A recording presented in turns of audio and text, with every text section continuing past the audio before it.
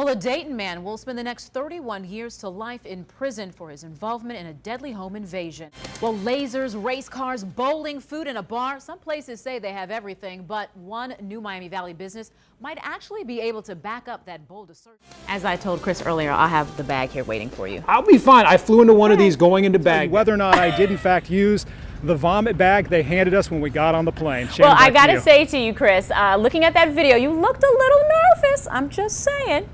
Have a good time. We'll talk to you later. 911, where is your emergency?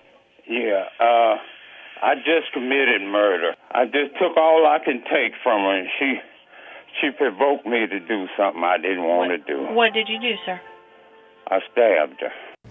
It was a chilling call to 911. Today, the man who made that call is headed to prison for murder.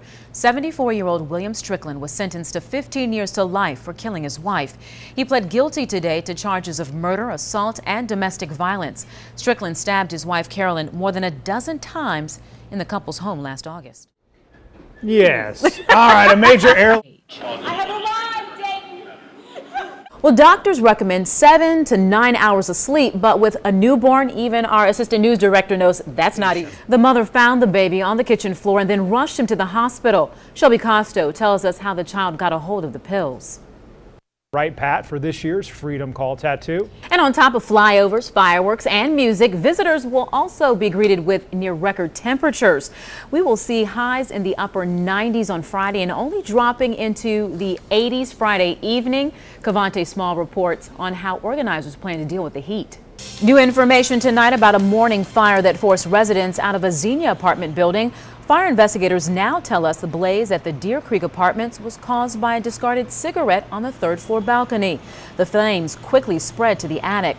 Before crews could fight the flames on the third floor, they knocked on several doors to get everyone out. So I don't know if it went off after we got out, but we didn't hear it. The sprinkler system did not activate because the fire was burning in the attic above the sprinklers. 2 firefighters and a police officer suffered minor injuries. Well, drivers in Dayton who have traffic tickets piling up now have a payment option to avoid being towed. The clerk of court's office is offering a payment plan for those who owe more than $250. A down payment of 20% or $100 is due to begin the payment plan. From there, drivers have 6 months to pay off the balance. Anyone who defaults will go back on the towing list.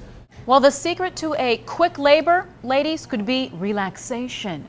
Norwegian researchers found 2,200 pregnant women for the survey, and they discovered that women who were more tense or worried about the delivery tended to be in labor for 90 minutes longer than those more at ease with the process.